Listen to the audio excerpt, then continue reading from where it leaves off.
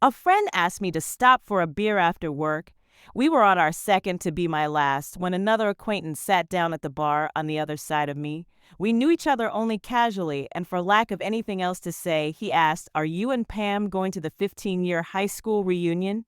The Pam mentioned is 37, my wife of 13 years and mother of my two boys, Jake 11 and Sam 9. She is a doll, slim, 5 feet 6 inches with raven hair that always amazes me how it shines in the sunlight. We met in our senior year of college and married right after graduation. Pam has always worked except for a brief time off giving birth to each of the boys. My work allows me to do it online from almost anywhere, so I rent a small office and have a shared secretary/assistant. This is how we ended up back in Pam's hometown after college. My parents are divorced and live in different states, and Pam wanted to be close to her family. We were married here and have lived here ever since. Oh, do you know my wife? Yeah, Pam and I graduated high school together. I'd be surprised if she didn't show up at the reunion. It's usually well attended. On the 10th reunion, it seemed like the whole damn class was there. I hadn't heard about it, but I'll ask her when I get home. When is it? It's a week from Friday in the convention center.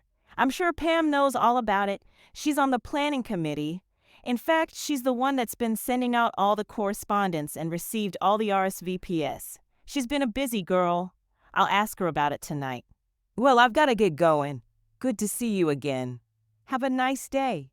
That evening after dinner, I asked, "Hey, hun, a guy was at the bar after work tonight. He said something about your 15th year reunion coming up. Is that something we're going to?" Oh, I'd almost forgotten about it. Thanks for reminding me. I sent in an RSVP a month or so ago for one person. I knew you wouldn't have any interest in hanging around with a bunch of strangers. I guess I'll run over for a few minutes to see if any of my old friends are there. Usually very few people show up. That seems strange. I wasn't invited and she almost forgot about it, yet it sounds like she was the prime mover for the reunion.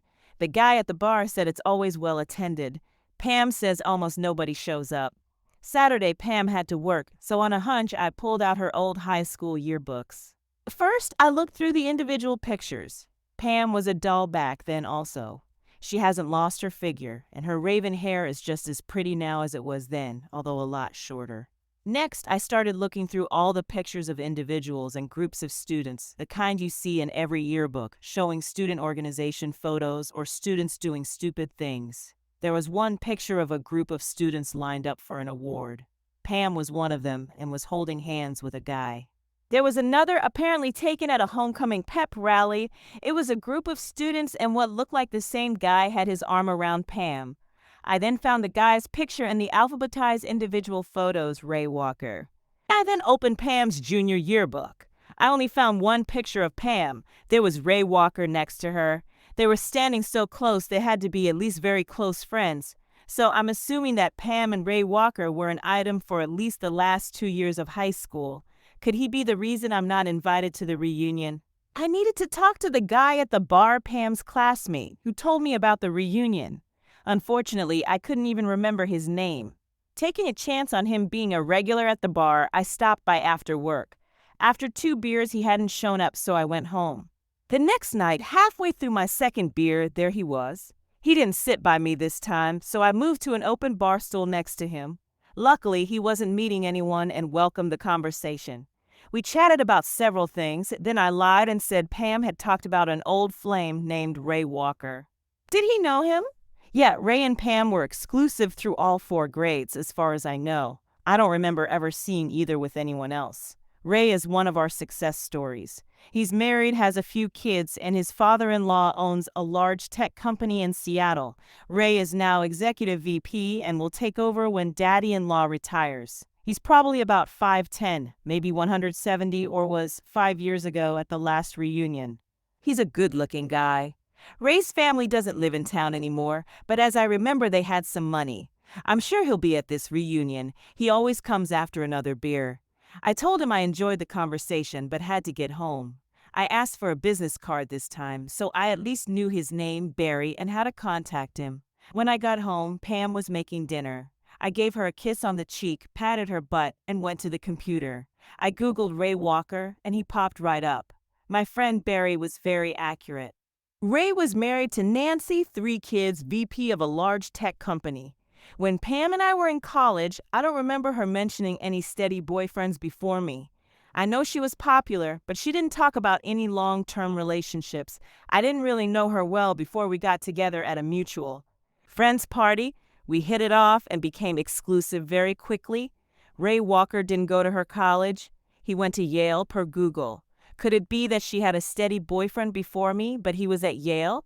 Could it be that her boyfriend at Yale, instead of being true to Pam, met and got engaged to his current wife, Nancy, who just happens to have a very rich and influential father? Could it be that's why Pam became available for me to date and later marry? Could it be that I was a rebound from a lover that dropped her? Could it be that they are still in love? I found Pam's cell phone on the table being charged. I know her password, so I looked through her call history. She had at least 32, and from the Seattle area, all the same number in the last month. Quite a coincidence that Mr. Walker lives in the Seattle area. I made a note of the number, quite likely Ray Walker's cell. The next morning, I called my office and told my secretary/assistant I wouldn't be there all morning. As soon as Pam left for work, I got on her computer. I don't know why she even uses passwords. She keeps a list of them on an Excel sheet. I checked her computer files. There was one titled Reunion. Damn, there were 3 full sheets of names under the title coming. I ran down the list until I found Ray Walker. Next to his name under the heading number attending was the number 1. Wifey Nancy isn't coming. No big surprise there. One more thing to do to verify my suspicions. I called my assistant back and asked her to use her personal phone to call the number Pam called so frequently in Seattle, and to no big surprise, the person answered Ray Walker. She said, "Sorry, wrong number," and hung up. Being such a big shot, I'm surprised he even answered an unidentified number. He must have recognized the area code. I now knew there was something going on between Pam and her former boyfriend, Ray Walker.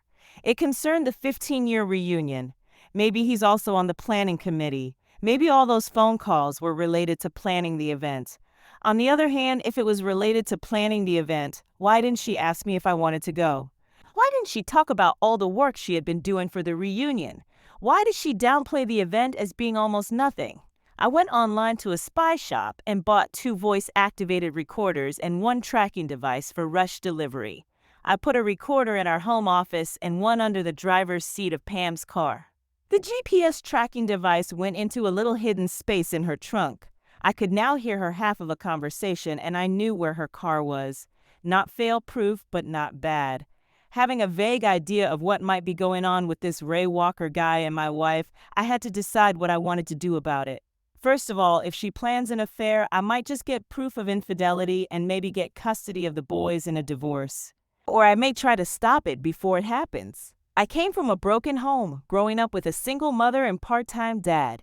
It can work, but I want the best for my boys, and that sure as hell isn't best. If I discover that Pam and her old flame had sex at the 5th or 10th reunion, or any other time after we got married, there won't be any discussion. It'll be automatic divorce. I decided that initially I'd try to stop the affair, if that was in fact what they planned. I still had no proof. I could always change my mind and go to Plan B divorce if I discovered that would be best for the boys. The proof of an imminent affair came 2 days later. On the car recorder, I got Pam's half of a conversation. "Hi, Hunt. Yeah, I'm almost ready for you. I've missed you a lot. God, it doesn't seem like 5 years. It used to be so much easier. Before you were with your wife and I was with Tom. It'll be great to be alone with you like we used to be in high school. Are you still coming on Thursday on Delta at 537? Yeah, I'll be there to pick you up. Instead of out front, why don't we meet at Flanagan's Bar in the airport? A couple of drinks to get reacquainted before we go to the hotel. I've got a girlfriend covering for me on Thursday evening until about 8 o'clock. Tom found out about the reunion. Some guy in a bar asked if he and I were going. No, he's not going. I told him I only reserved one, and he wouldn't enjoy it anyway. I don't know how I'm going to get away for the whole night on Friday. I had it covered until Tom found out about the reunion. I'll think of something. Yeah, I've got to get going too. I can't wait to see you. Love you too. So no more guessing games. She's planning on a little screwfest for Thursday evening in an all-nighter Friday after the reunion. She'll have to come up with another plan for Friday night since my buddy at the bar screwed up her first plan. I wonder what that plan was. Probably the old calling me late, can't drive, too drunk, staying with a girlfriend excuse. Now I knew what I was working with. I had to keep her panties on her Thursday evening between 5:37 and 8 o'clock. And again Friday all night. Shithead is apparently going home sometime Sunday. I'll also have to do something with, or more likely to say shithead. So this won't be a recurring problem. Thursday was the day Mr. Chi Walker was due in town, so I quit work early and drove by Pam's office. I didn't see her car, so I assumed she'd taken the afternoon off to shower and get pretty for her beau. I drove home, and there was her car in the drive. I let the air out of one tire and the spare, then started driving toward the airport. At about 5 o'clock, I got a frantic call from Pam. "Can you come home? I have an old friend that I promised to pick up at the airport at 5:37 today, and I've got a flat tire. Could you come and fix the tire and let me take your car, please? Please?" "Han, I just dropped my boss off at the airport, not more than 10 minutes ago. Call your friend and tell her I'll pick her up." "What does she look like?" There was quiet for what seemed a long time as Pam tried to think of a way out. Finally, "It's not a she, it's a he, and we were to meet at Flanagan Bar for a quick drink, then I was going to drop him at his hotel on my way home." I said with a slight laugh, "That's even better. A man's more likely to tell me all the dirt about you and your high school friends. Give him a call and tell him to look for me at Flanagan about 545. Text me his name and phone number. I hope she calls him from a phone I've got a recorder on. I can't wait to hear half of that conversation." As I walked into Flanagan, a man at the bar waved to me. I walked to him and said, "Ray." He acknowledged, and I said, "Let's get a booth and have a quick drink." One drink turned into two. He seemed as anxious to learn about me as I was to learn about him. After we seemed to know each other very well, I said, "Why don't you cancel that hotel reservation and spend the next couple of nights at our house? I would hate for you to be sitting around a hotel room alone. We can get Pam and go out to dinner tonight. Tomorrow night, the two of you have that reunion. You can ride with Pam and not have to get transportation both ways. Maybe we can get in a round of golf tomorrow." He put his hand up. "Oh no, that would be too much of an imposition." I insisted, maybe more than would be expected, but I believe in the old saying, keep your friends close and your enemies closer. Finally, he ran out of excuses. I called Pam and gave her the good news that her friend agreed to be our guest for a couple of nights. I told her to get ready, we were going out for dinner. Pam sounded confused. At this point, I didn't care if the two started thinking I was a little suspicious. It might make my job easier if they thought I was looking for any attempt to get together. When we got home, Pam gave Ray a big hug, but kept it respectable. They talked while I went upstairs for a shower and change of clothes. Unfortunately, I didn't have a recorder in the living room to hear what they talked about. I did, however, step into the garage on my way to shower, got the recorder from under the seat, and took that into the bathroom with me. The recording was great. "Ray, I'm sorry, but my husband Tom is on his way to pick you up. My damn car has a flat. I called Tom to change cars with him, but he was close to the airport and said he would get you. He's 6'2" and about 195. He has your number, and I'll text you his. Damn, I'm sorry about this. I don't know how I'm going to meet you at your hotel this evening. We'll just have to make tomorrow evening at the reunion and the rest of the night super special. Yeah, I can't wait to see you either. Love you." We went to dinner, then Ray suggested a little dancing, which I thought was a good idea. I was starting to have a little fun being a fly anointment. I had the first dance with Pam and made Ray wait while I kept her on the floor for a second one, then took her back for his turn. The two wannabe lovers kept their dances reasonable, but maybe a little closer than I would like. When we got home, I expected Pam to suggest at some point for me to go on to bed, and she would be up shortly, but she didn't. I suspect when they had the chat while I was showering, she mentioned I was getting a little suspicious. The next day, I played golf with Ray and managed to be with either Pam or Ray for almost the whole day. I made sure to get the recorder back into Pam's car. I also got my air compressor out and put air in Pam's tire and spare. She needed her car to get them to the reunion, the car with the recorder and tracking device in it. I was going to need my car. Calling my new buddy from the bar, Barry, I asked him to do me a big favor.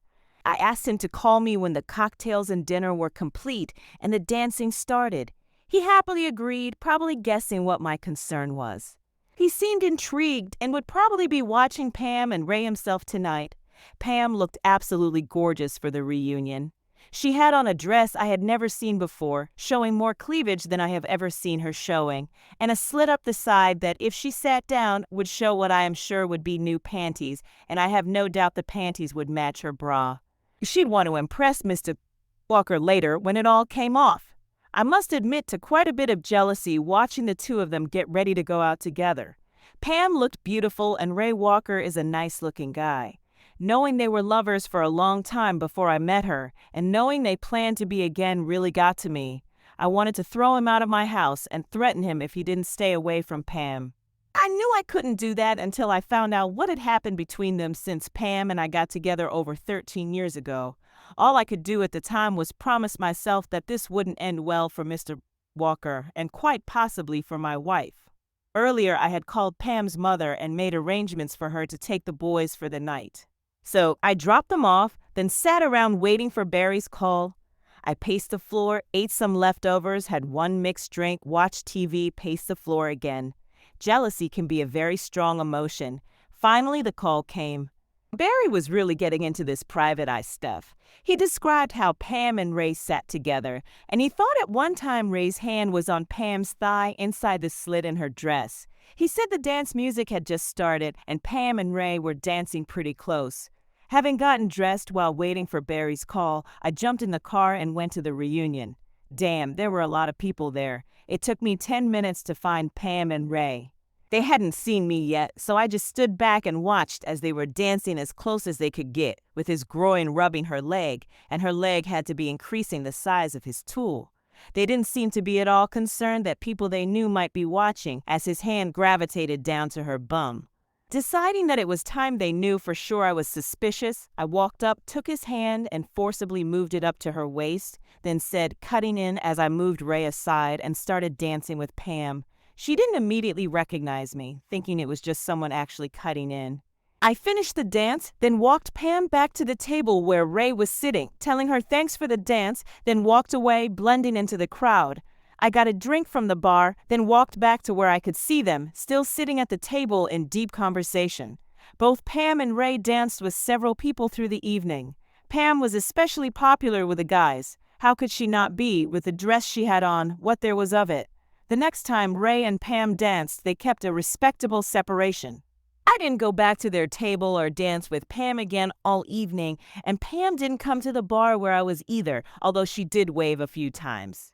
I'm sure she was afraid to get too close to me for fear that I'd be really pissed about that hand gripping her bum on the dance floor. I could see them most of the time and didn't care whether they could see me or not. Barry found me some time later and we chatted about several things, but mostly Pam and Ray. About 12 o'clock, the place was thinning out. Glancing at their table, it appeared Pam and Ray were getting ready to go as Pam glanced over to where I was and blew me a kiss. There was no doubt where they were going.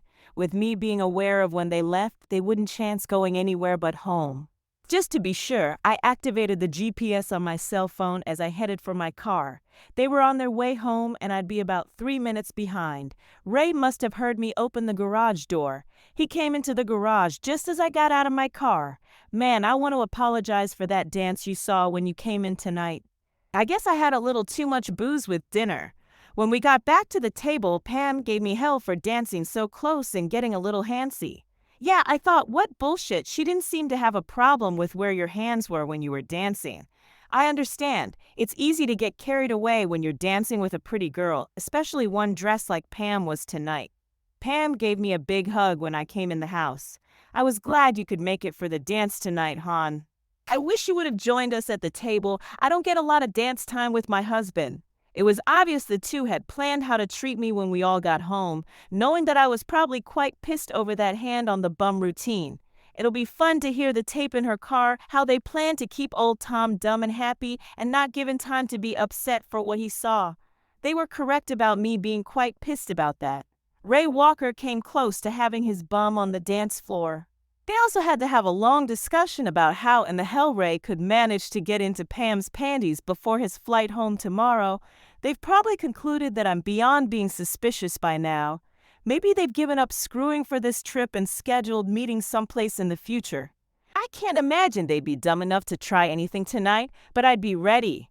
Pam and I went to bed at the same time and she stayed in bed all night. She said, I'm too tired and drunk for sex, but I want to cuddle and show you how much I love you. Yeah, I'll bet she wouldn't be too tired to screw her boyfriend if I hadn't screwed everything up. Even though I slept lightly that night, I was up early Sunday morning and downloaded all the tapes of the Lovebirds conversations to my computer, then put the originals in my car. I would need to replay that information in a few hours. Coffee was ready when Pam came downstairs. She didn't mention anything about the night before, especially the hand on the ass part, but I could tell by all of Pam's kisses and attention she knew I wasn't happy about it. When we heard Ray was up, she made us a great breakfast. We sat around and chatted for 2 hours. Then Pam announced it's time for Ray to head to the airport. Tom, why don't you relax? I'll take him. She must have known that idea had a snowball's chance in hell of happening. No, that's all right, Pam. I'll take him. Oh, Pam, I need to show you something in our bedroom really quick. Ray, have another cup of coffee and grab your suitcase. This will only take a few minutes. Pam looked puzzled but followed me to her bedroom. I shut the door. Pam, there's audio on my computer. It's all set up, ready to play. When Ray and I leave, you listen to it. It's a recording of you talking to Ray on the phone a few days ago and you and Ray conversing in your car.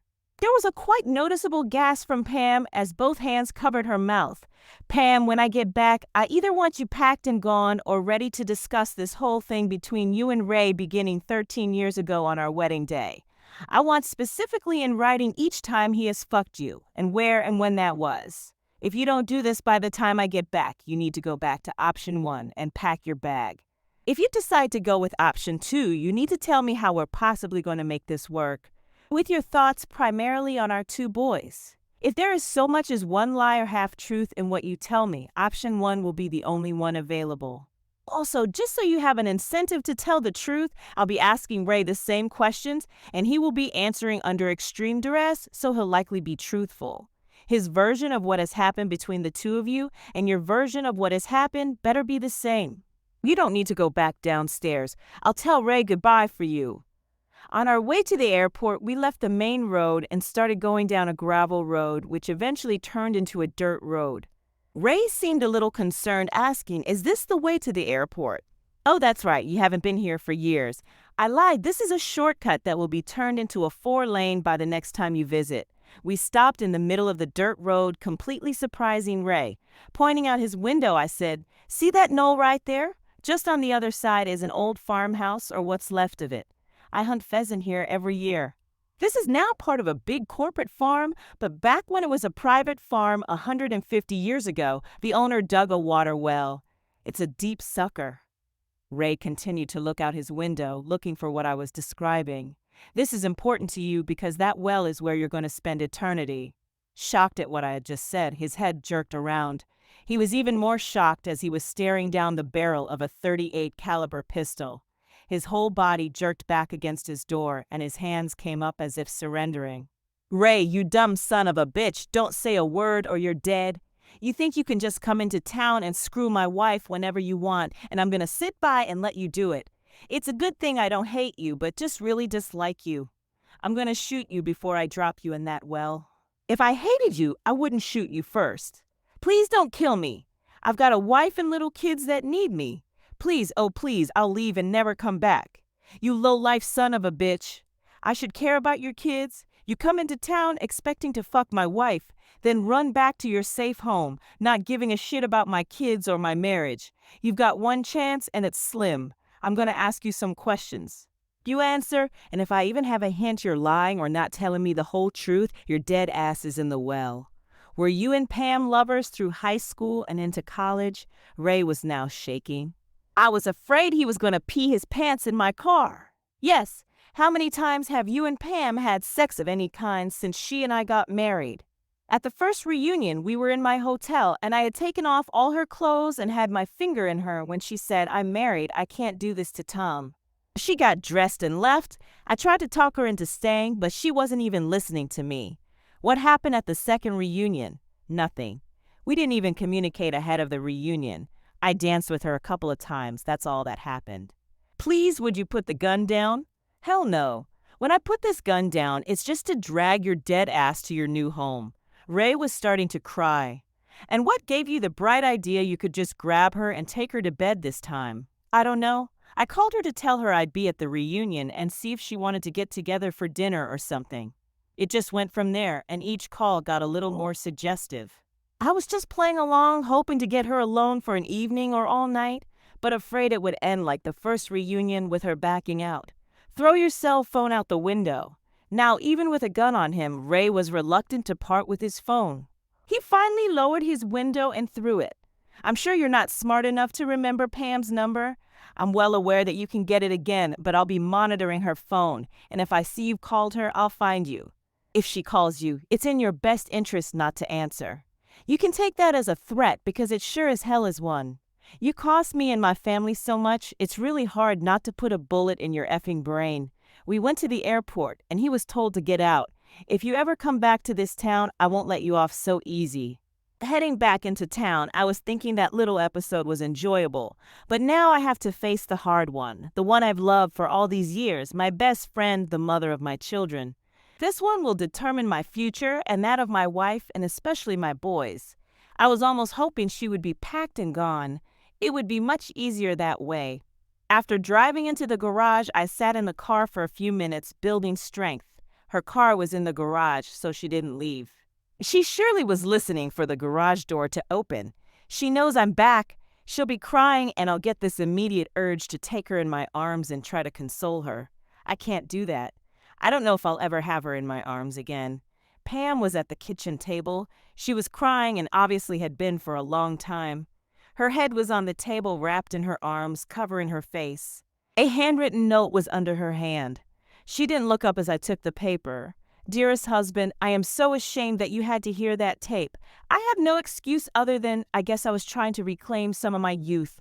I've tried to think it through, and I've concluded the reunions have been my way of relieving my high school days. Ray was a big part of those days. The dress I wore to the reunion is not something I would normally even consider. It was part of getting back to those free and easy days. I can't imagine that I would ever wear it again. Ray and I were lovers in high school and the first 2 years of college, and we were intimate on many occasions. I don't love Ray, although I think I did through high school and part of college.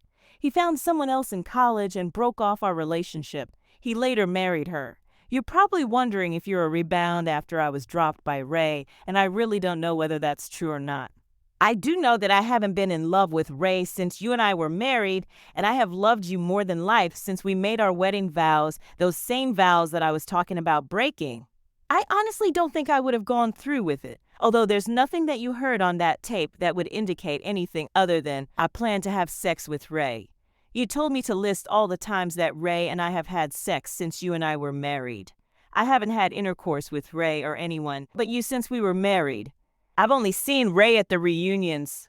On the 5th reunion, Ray and I did some heavy petting in his hotel room, for which I had a lot of guilt for a very long time. If you have any other questions, I will answer them honestly and fully. Please don't make me go away. I love my life with you and the boys and will do anything you ask to make up for how I disrespected and hurt you sitting across from Pam. A million thoughts were in my head, all fighting to be heard. I knew at that moment I was going to keep our family together and help him get us back on track. It wouldn't be in anybody's best interest to break up our family. I reached across and took her hand. I could feel her tense, then relax. She must have been a bundle of nerves. Slowly, she raised her tear-stained face to look at me for the first time. My eyes were filled with tears, but I managed a little smile. Pam, read that little smile correctly, got up and ran around the table into my lap. Her arms went around my shoulders with her sobbing face buried in my neck. Tom, I've been so frightened. We made love that night, very slowly, very passionately, and I think we both felt we could work things out. The next morning, I asked Pam to sit and talk. I told her my demands. First, she had to start talking to a counselor to reconcile her need to relive her high school days. She had to promise to never be in contact with Ray Walker again. If he called her, which I couldn't imagine after his close call with the well, she would hang up immediately. She would not attend any social gatherings, reunions, Christmas parties, company picnics, etc., unless I was with her for the duration of her counseling. 3 months later, Pam and I were doing well. She found a counselor that she liked and had attended several sessions. As far as I know, our boys had no knowledge that anything had happened between their mother and me. As a result of the first couple of sessions with the counselor, Pam and I now openly discuss what happened and what could have happened at the time of her reunion. Once Pam felt that she could safely bring up Ray Walker's name, she asked me what had happened on our trip to the airport and what I meant by Ray answering questions under extreme duress. I told her the truth and that Ray was emotionally, but not physically hurt, but I wouldn't guarantee the same if he came back. I was sitting around drinking coffee on a beautiful Sunday morning reading the business section. I noticed an article about the tech company owned by Ray Walker's father-in-law. Apparently, there had been a shakeup in senior management. They had a new executive VP. It seems Ray had been demoted. I wonder if that had anything to do with the letter and tape I sent to his wife and father-in-law.